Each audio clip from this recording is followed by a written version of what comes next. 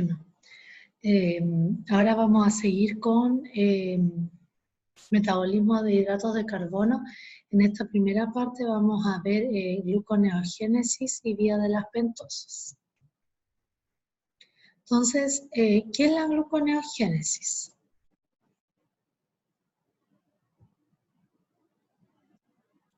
¿Qué se le ocurre por gluconeogénesis? ¿Por qué no puedo escribir? Qué raro esto. A ver. Escape. Vamos a ponerla de nuevo.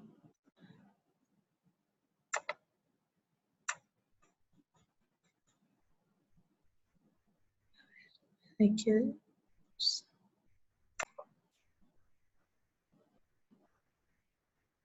Ya, ahora sí. Entonces, yo les dije que en esta clase vamos a ver gluconeogénesis y vía de las pentosas. Bueno, ¿qué se le ocurre por gluconeogénesis? ¿Le ocurre algo? Gluco puede ser la palabra gluco, ¿de dónde puede venir? De glucosa. Así lo vamos a poner aquí abajo. Neo quiere decir como nuevo. Y génesis es formación o síntesis. Con el mouse me queda horrible dibujado. Queda una letra horrible. A ver, vamos a intentar. Formación o síntesis.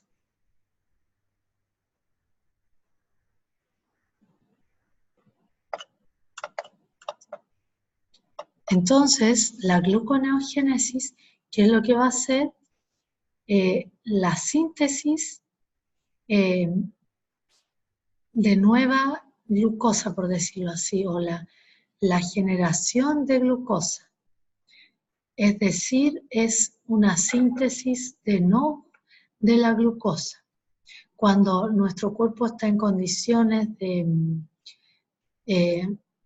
la cual nosotros necesitamos un incremento de la glicemia, es cuando ocurre la gluconeogénesis. Entonces, ¿cuál es la importancia de la glucosa? Nosotros necesitamos un continuo aporte de glucosa porque el cerebro es dependiente de glucosa ya que este es su combustible primario.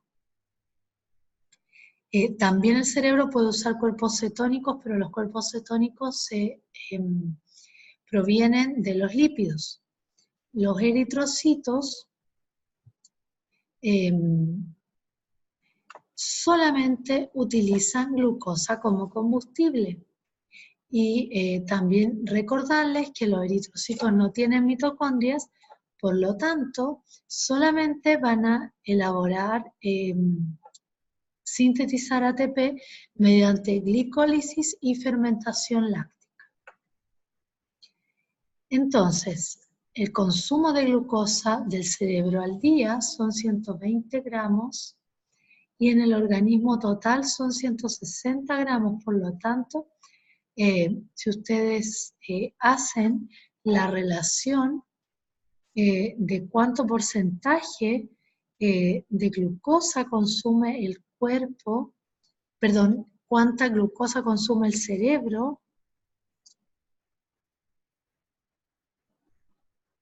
sería un 75% de toda la glucosa que necesitamos o que consumimos es la que utiliza el cerebro. Entonces, nosotros también tenemos reservas de glucosa, pero estas reservas de glucosa son solamente 20 gramos que están almacenados como glucógeno y nosotros necesitamos 160 gramos. Por lo tanto, en periodos de ayuno prolongado, nosotros tenemos la necesidad de sistemas alternativos de obtención de glucosa. ¿Cuáles serían esos? La síntesis de glucosa a partir de precursores que no son hidratos de carbono. Y acá, por ejemplo, está la, voy a mover esto de aquí, voy a mover acá. ¿Cuál es la gracia de la gluconeogénesis? Que es la síntesis de glucosa a partir de precursores que no sean hidratos de carbono. Por ejemplo, el lactato o ácido láctico que se genera en el músculo esquelético activo. También a partir de aminoácidos que se producen por la degradación de proteínas que consumimos en la dieta o bien de proteínas en el músculo esquelético. El glicerol, que ya vimos en la primera unidad que era parte de los triacilglicéridos o triglicéridos, mediante hidrólisis de los triglicéridos en las células adiposas podemos obtener glicerol. Recordar que el glicerol tiene acá un esqueleto carbonado de 3 carbonos, 1, 2, 3, acá está el oxígeno, acá tiene un grupo éster, y acá tenía la cadena, una cadena. Entonces, estos triacilglicéridos o triglicéridos, vamos a ponerle acá TG, que son su abreviatura,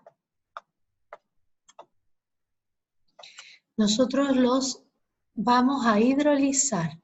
¿Qué quiere decir? Los triglicéridos son almacenados en las células adiposas o adipocitos. Y luego pueden ser utilizados para obtener energía. ¿Cómo? Mediante hidrólisis. Acá ocurre una ruptura, una fragmentación del enlace este, se genera la parte del ácido graso, los 3 ácidos grasos en este caso, y el glicerol. Esa parte, el glicerol, puede ser utilizada para la obtención de energía. Por lo tanto, la gluconeogénesis es la producción de carbohidratos a partir de diferentes compuestos no carbohidratos, es decir, a partir de piruvato. Piruvato, recordar que era uno de los productos finales de la glicólisis, el lactato, producto de la fermentación alcohólica, fermentación láctica, también conocido como ácido láctico, y de algún aminoácido, por ejemplo, la alanina. En animales, la gluconeogénesis ocurre principalmente en el hígado. También la gluconeogénesis ocurre en las células musculares, pero el hígado es un órgano generoso.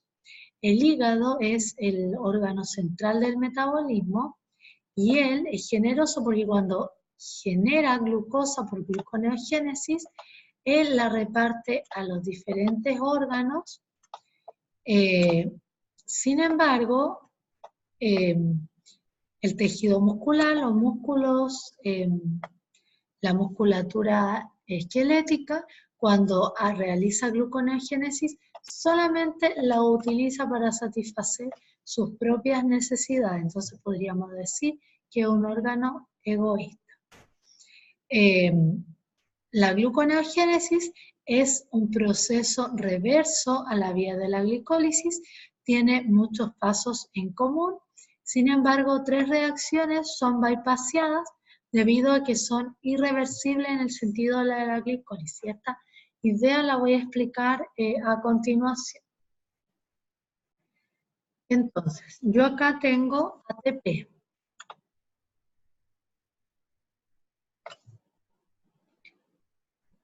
El ATP con la glucosa mediante la enzima exoquinasa o la glucoquinasa va a producir glucosa 6-fosfato más ADP. Esta reacción tiene un delta G negativo. ¿Qué quiere decir esto? Quiere decir que es una reacción de tipo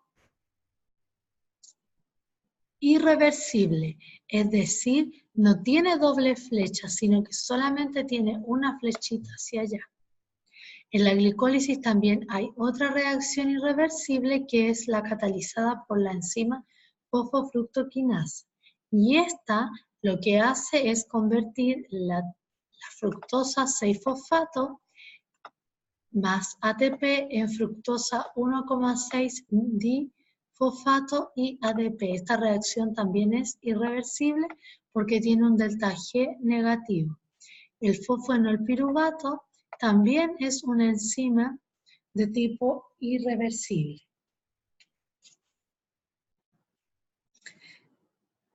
Entonces, fíjense acá.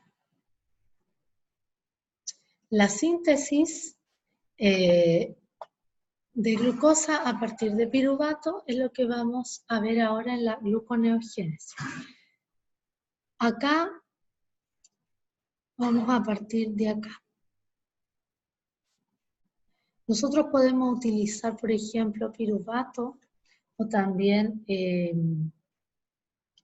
oxalacetato, perdón, piruvato, lactato, alanina, por ejemplo, el glicerol, otros aminoácidos, para poder sintetizar glucosa. Acá, si se fijan, está la ruta de la glicólisis. La glucosa, mediante una primera etapa de la glicólisis, se convierte en fructosa 1,6-bifosfato, la que va a dar origen a gliceraldehído 3-fosfato y dihidroxiacetona. La dihidroxiacetona se convierte en gliceraldehído 3-fosfato. Esta, a su vez, mediante varias reacciones, se convierte en fosfenolpiruvato y después se descarboxila y se va al ciclo de, fosfenolpiruvato, el PEP, después de otras reacciones se convierte a piruvato y el piruvato se descarboxila y después se va al ciclo de Krebs. Entonces, en la gluconeogénesis se utiliza la vía inversa, al revés. Se utilizan varias enzimas o varias reacciones en proceso inverso, al revés. El lactato se convierte en piruvato, ahora no el piruvato es lactato, o la alanina en piruvato, el piruvato se convierte en oxalacetato y el oxalacetato fosfenolpiruvato, por las mismas reacciones de la glicólisis llega a gliceraldehído y así hasta llegar a glucosa. Bueno, acá este es como un mapa general, de ahí vamos a ver las reacciones en detalle. Las reacciones irreversibles son catalizadas por enzimas distintas. Entonces, ¿por dónde parto? Voy a partir explicando, creo que la glicólisis, y de ahí me voy a ir a la otra parte. Entonces, en la glicólisis tenemos que la glucosa se convierte en glucosa 6-fosfato mediante la enzima hexoquinasa. Esta es la vía, este lado es glicólisis, y este otro lado, todo este otro lado de acá, es gluconeogénesis. Entonces, miren, vamos a partir de atrás mejor. Yo tengo que en la glicólisis el fosfenolpiruvato mediante la piruvatoquinasa es convertido en piruvato. El PEP, o es la abreviatura de fosfenolpiruvato, se convierte en piruvato mediante la piruvatoquinasa. ¿Qué es lo que ocurre? Anteriormente yo les dije que esta reacción era una reacción irreversible. ¿Qué quiere decir? Que solamente es catalizada en este sentido, es decir, de PEP a piruvato, porque tiene un delta G negativo. Para poder bypassar esto, es decir, para poder yo convertir el piruvato ahora en fosfonolpiruvato, yo no puedo utilizar la piruvato quinasa. Entonces yo me voy a devolver de manera progresiva o de manera más lenta. El piruvato lo voy a convertir en oxalacetato mediante la enzima piruvato carboxilasa. ¿Qué va a ocurrir? En presencia de ATP voy a integrar un carbono al piruvato y lo voy a convertir en oxalacetato. Recordad que el piruvato tiene 3 carbonos y el oxalacetato 4. Cuando he formado oxalacetato, un compuesto de 4 carbonos, ahora, ¿qué es lo que vamos a hacer? Este compuesto lo vamos a transformar en fosfoenolpiruvato mediante la enzima fosfoenolpiruvato carboxiquinasa. Ahora, este carbono que fue incorporado lo vamos a sacar. Y para este proceso vamos a utilizar energía en forma de GTP. Se fijan que ahora sí nos pudimos devolver del piruvato al fosfoenolpiruvato, pero para devolvernos utilizamos 2 enzimas, piruvato carboxilasa y fosfoenolpiruvato carboxiquinasa, y además utilizamos 2 moléculas energéticas, ATP y GTP. Entonces, la gluconeogénesis es un proceso endergónico porque requiere energía en él. Es un proceso de síntesis. Ahora, el fosfoenolpiruvato se va a convertir en 2-fosfoglicerato mediante la enolasa. La misma enzima que convertía el fosfoglicerato en fosfoenolpiruvato en la glicólisis, ahora hace la reacción inversa, de fosfoenolpiruvato a 2-fosfoglicerato. ¿Por qué lo puede hacer? Porque no tiene un delta G tan negativo. Ahora, el 2-fosfoglicerato va a ser convertido en 3-fosfoglicerato mediante la fosfoglicerato mutasa.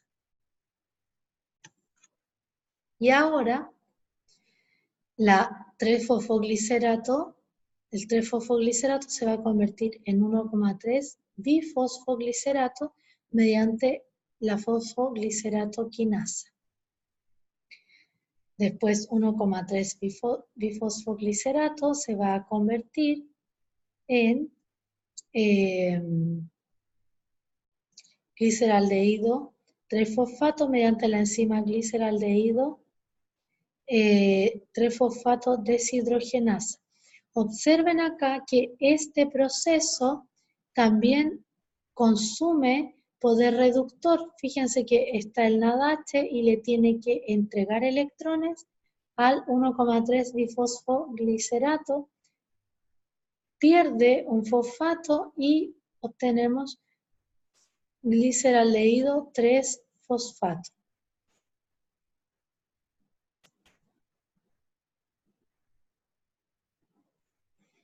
Esta reacción de transformación ocurre igual. Después tenemos la aldosa que une la dihidroxiacetona con el gliceraldehído y forma fructosa 1,6 bifosfato. Ahora nuevamente tenemos un problema, porque en la glicólisis la conversión de fructosa 6-fosfato a fructosa 1,6 bifosfato es catalizada por una enzima que cataliza una reacción irreversible. Entonces ahora vamos a bypassear esta reacción mediante la fructosa bifosfatasa. Y vamos a convertir la fructosa 1,6 bifosfato en fructosa 6-fosfato. Luego, la fructosa 6-fosfato la vamos a convertir en glucosa 6-fosfato mediante la misma fosfoglucosa isomerasa. Sin embargo, para poder convertir la glucosa 6-fosfato en glucosa, vamos a utilizar una glucosa 6-fosfatasa. ¿Qué hacían las enzimas fosfatasas? ¿Lo recuerdan? Muy bien, removían grupos fosfatos. Entonces, por eso que acá utilizamos una fosfatasa y en esta reacción también. Por lo tanto, para que ocurra la gluconeogénesis necesitamos 3 bypass. 1, 2 y 3. Para bypasear la enzima hexoquinasa o glucoquinasa, para bypasear la fosfofructoquinasa y la piruvatoquinasa. Necesitamos bypasear estas 3 reacciones. Bueno, acá está en detalle la reacción, la que está acá, para que se entienda mejor. Vamos a ir viendo en detalle las estructuras de estos compuestos. Vamos a partir del piruvato, que es esta molécula de 3 carbonos. Si nos devolvemos, vamos a ver que la primera reacción es catalizada por la piruvato carboxilasa, que incorpora un átomo de carbono convirtiendo oxalacetato. Fíjense acá. Acá el CO2 está como bicarbonato, y este bicarbonato, en presencia de ATP, es decir, es una reacción endergónica, requiere energía la gluconeogénesis, vamos a formar el oxalacetato. Fíjense acá, ese carbono lo incorporamos acá al final. Tenemos oxalacetato. Ahora, si nosotros gastamos energía en forma de GTP, vamos a convertir el oxalacetato en fosfoenolpiruvato, y fíjense que ahora ese CO2 que estaba incorporado lo volvemos a liberar y volvemos a el fosfoenolpiruvato. Ahí está en la glicólisis. Recordar, lo que ocurre es de fosfoenolpiruvato a piruvato, pero ahora para poder retornar la gluconeogénesis necesitamos de estas 2 reacciones. Ahora vamos a ver que el lactato también es un precursor gluconeogénesis, un precursor de la gluconeogénesis. En la glicólisis nosotros formamos NADH. En el ácido cítrico nosotros también vamos a generar NADH. Sin embargo, cuando estamos en ejercicio vigoroso, lo que va a ocurrir es que como vamos a estar en ausencia de oxígeno, el piruvato se va a convertir en ácido láctico. ¿Para qué? Para que el NADH que se generó, que no va a poder ser aprovechado por la fosforilación oxidativa, va a tener que regenerar el NAD+ para volver a usar el NAD+ y dar impulso a la glicólisis, ya que este es un sustrato. Por lo tanto, la misma enzima que catalizaba la reacción directa, es decir, la catálisis desde piruvato a lactato, ahora va a catalizar la reacción inversa desde lactato a piruvato.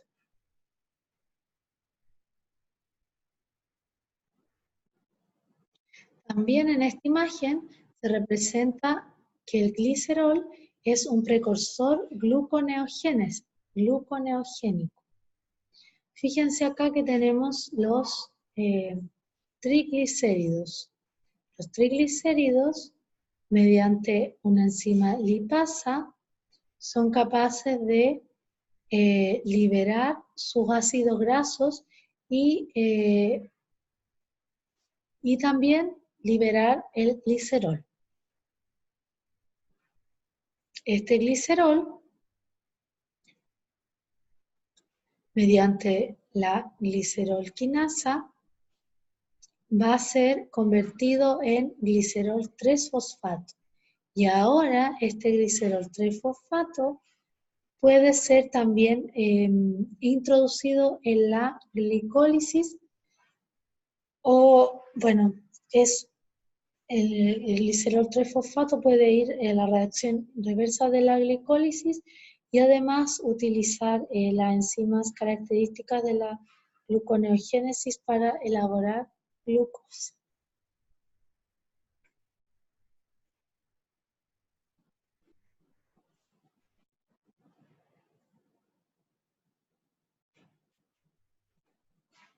Además de todo esto, también existen aminoácidos que son precursores de la glucosa, como la alanina, cisteína, glicina, serina, treonina, triptófano, aspartato, asparagina, fenilalanina, tirosina, isoleucina, metionina, valina, arginina, glutamato, glutamina, histidina y prolina. Todos estos aminoácidos, por ejemplo, acá pueden retornar a un intermediario del ciclo de Krebs, y este a su vez puede dar la vuelta al ciclo hasta convertirse en oxalacetato. Y el oxalacetato, recuerden que está aquí. Entonces, si generamos oxalacetato, podemos generar glucosa. Entonces, si se fijan, para acá está la vía de la glicólisis y para acá la de la gluconeogénesis. Entonces, en la gluconeogénesis, el piruvato se integra una molécula de carbono a través del CO2 y se convierte en oxalacetato. También se requiere el consumo de ATP. O sea, para generar una glucosa nosotros necesitamos 2 piruvatos, por lo tanto necesitaríamos 2 ATP. También necesitaríamos, por lo tanto, 2 GTP. Acá hay que catalizar las reacciones inversas, por lo tanto necesitaríamos 2 ATPs más. Necesitaríamos también 2 NADH más. Entonces es un proceso endergónico. Gluconeogénesis es endergónico porque requiere energía, ya sea en forma de ATP o indirectamente poder reductor como NADH. Y la glicólisis es una reacción exergónica porque libera energía a partir de la glucosa. Entonces, en la gluconeogénesis, por ejemplo, si nosotros queremos hacer el balance, 2 piruvatos más 4 ATP más 2 GTP más 2 NADH más 4 aguas van a dar origen a una glucosa, 4 ADP, 2 GDP, fósforo inorgánico, NAD+, y protones. Es decir, necesitamos energía, por lo tanto la gluconeogénesis es energéticamente costosa. En cambio, la glicólisis es un proceso que genera energía. Fíjense que a partir de una glucosa nosotros generamos 2 ATP, 2 NADH y 2 piruvatos que pueden seguir aportando para la liberación de energía, ya que permite la generación de NADH y FADH, los cuales van a generar poder reductor de NADH y FADH para la cadena transportadora de electrones. Esto ya lo habíamos dicho. Esto no tiene mucho sentido, la verdad. Son unas lanzaderas que permiten el movimiento del piruvato hacia la mitocondria y viceversa. Eso no lo vamos a ver. Tampoco la regulación. Ahora, vía de las pentosas. Bueno, vía de las pentosas. ¿Qué eran las pentosas? ¿Qué son las pentosas? ¿Lo recuerdan? ¿Qué eran las pentosas?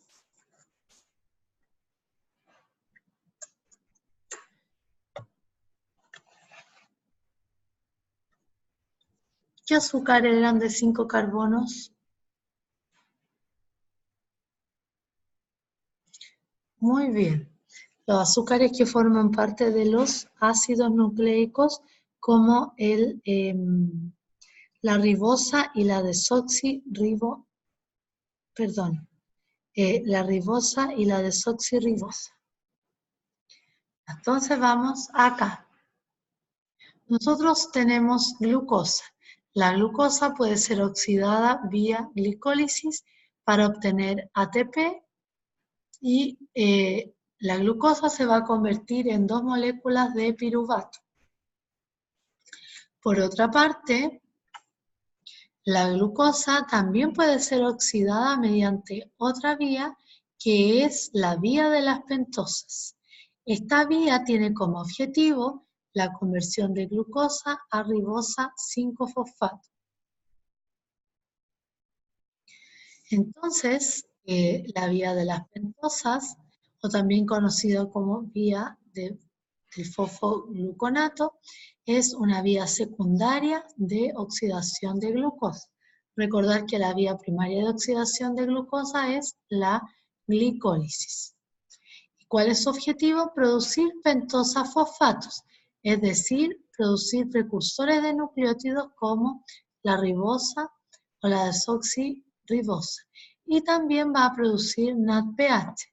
El NADPH es un compuesto que se utiliza para la síntesis de lípidos, hormonas esteroidales como el estrógeno, progesterona y la testosterona. Estas enzimas van a estar localizadas en el citosol o citoplasma. En reacciones posteriores a esta oxidación va a haber una conversión de las pentosafosfatos para formar una variedad de otros compuestos.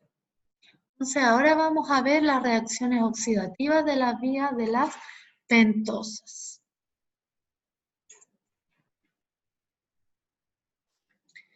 Partimos con la glucosa 6-fosfato. Ustedes comprenderán que acá antes está la glucosa, está la glucoquinasa o la exoquinasa que pueden, a través del uso de una molécula de ATP, van a convertir la glucosa en glucosa 6-fosfato. Esta glucosa 6-fosfato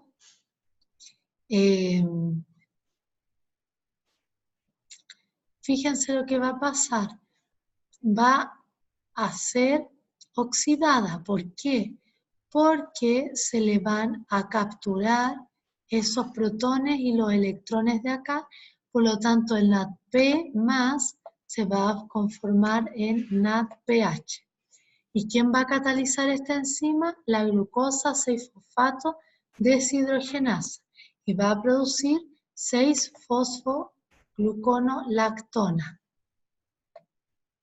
Ahora, este intermediario, que es una lactona, va a ser hidrolizado por la enzima 6-fosfogluconolactonasa y cuando se hidrolice va a incorporar una molécula de agua.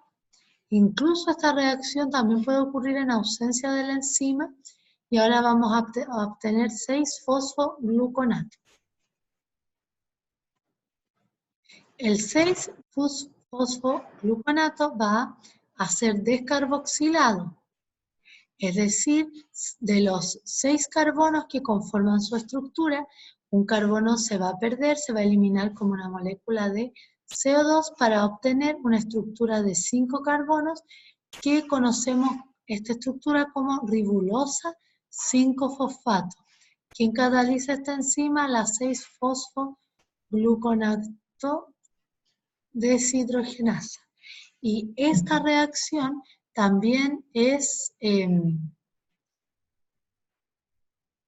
también utiliza NADP más. ¿Para qué sirve el NADP más? Para oxidar esta molécula, es decir, esta se oxida y el NADP más se reduce porque va a captar electrones. Se va a producir acá NADPH y CO2. Fíjense en algo importante. Acá ya tenemos la formación de una molécula de NADPH. Y acá tenemos la formación de otra molécula de NADPH. Llevamos dos moléculas de NADPH y llegamos al intermediario ribosa 5-fosfato. Ahora, mediante una enzima que se conoce como ribosa 5-fosfato isomerasa, llegamos a la ribosa 5-fosfato. Y esta sí que es la unidad básica para la formación de nucleótidos. Los nucleótidos, ¿qué biomolécula conforman? Muy bien, los ácidos nucleicos. Entonces, acá está la reacción neta. Una glucosa, 6-fosfato, más 2 NADP, más agua va a permitir la formación de ribosa 5-fosfato, 2 NADPH, CO2 y, bueno, protones. Entonces, la descarboxilación permite la generación de CO2 y la oxidación de la glucosa permite la generación de poder reductor como el NADPH. Entonces, en la gluconeogénesis, lo más importante son dos cosas. Uno, que obtenemos un intermediario de 5 carbonos, que es decir, la ribosa 5-fosfato, para la formación de ácidos nucleicos. Y dos, que obtenemos poder reductor NADPH, ¿para qué? Para poder elaborar lípidos de importancia biológica como hormonas esteroidales.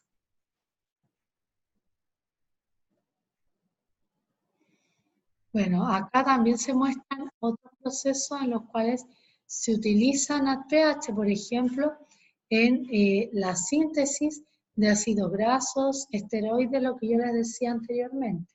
La síntesis de lípidos se utiliza NADPH. Y también el NADPH se utiliza para el poder reductor. Todo lo que es estrés oxidativo, lo que son antioxidantes, también se requiere el uso de NADPH.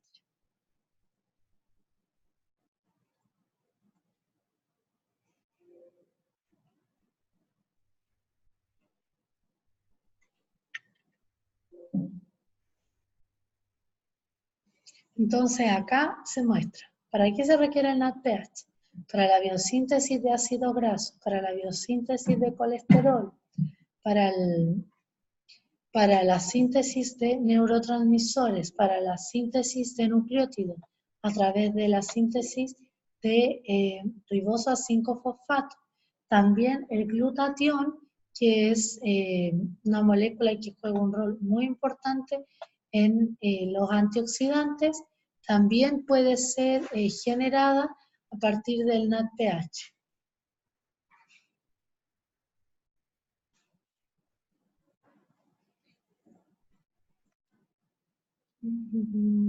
Bueno, acá está la misma idea.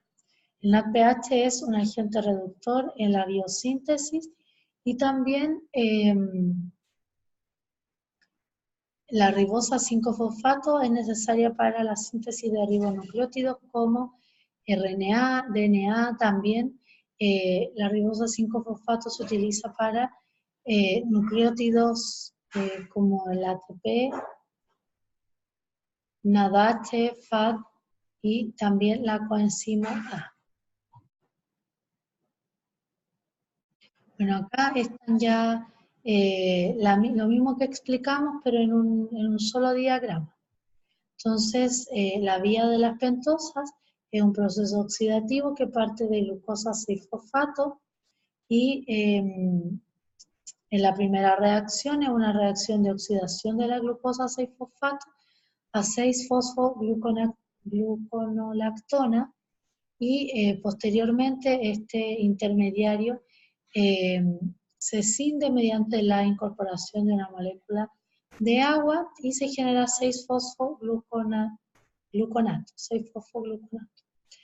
Luego de ello, el 6-fosfogluconato es descarboxilado, se pierde una molécula de CO2 y se va a generar ribosa 5-fosfato.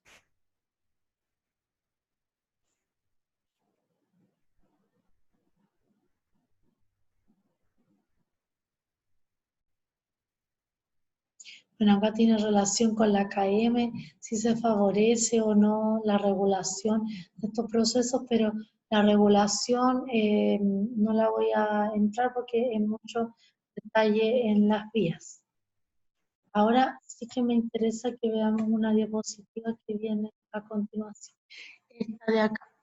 Ya, entonces, repasando los conceptos.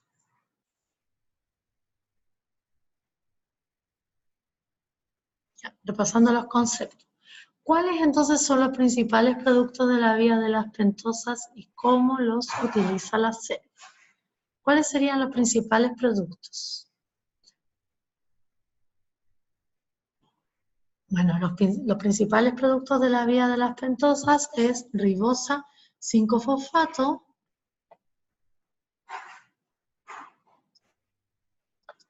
ribosa 5-fosfato y también va a generar NADPH, que es un poder reductor.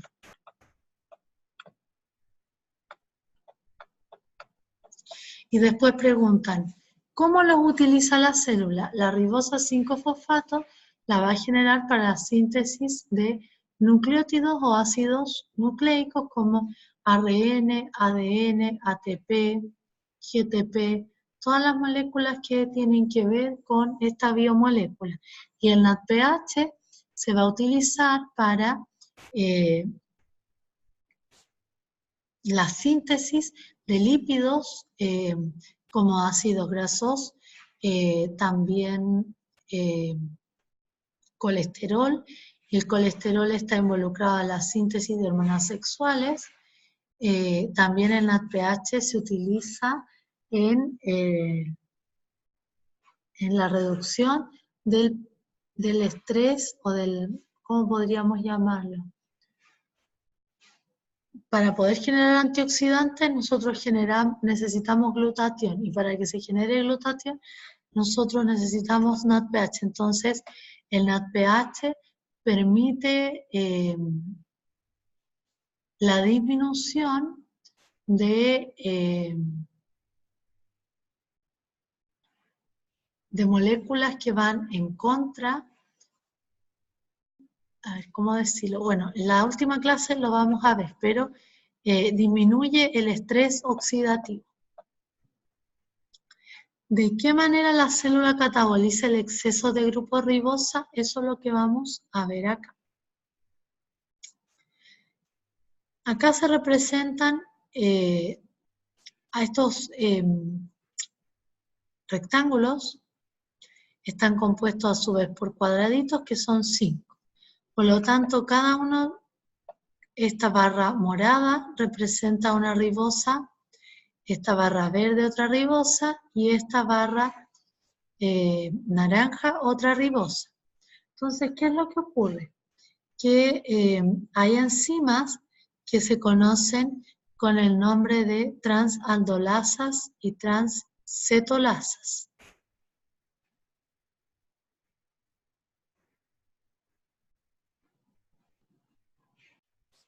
Bueno, entonces, me salí de la presentación. Con la diapositiva voy. A ver. En esta. Esta va a ser la última. Y entonces, la última de esta clase. ¿De qué manera, la pregunta dice, de qué manera la célula cataboliza el exceso de grupo ribosa?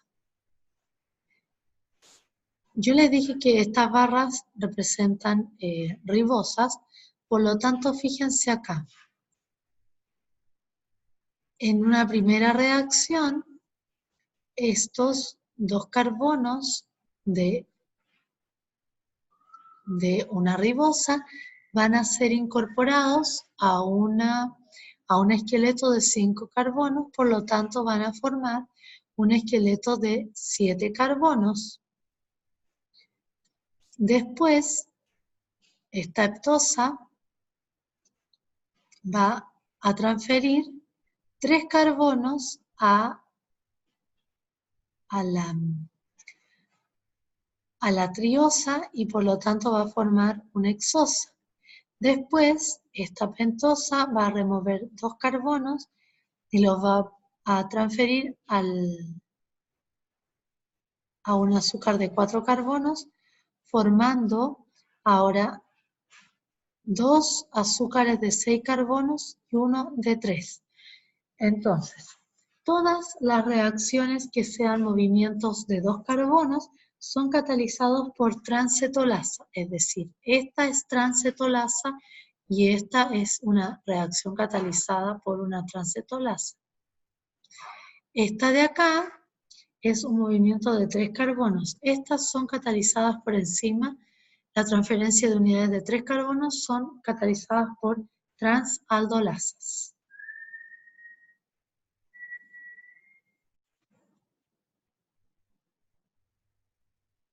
Entonces, esta sería la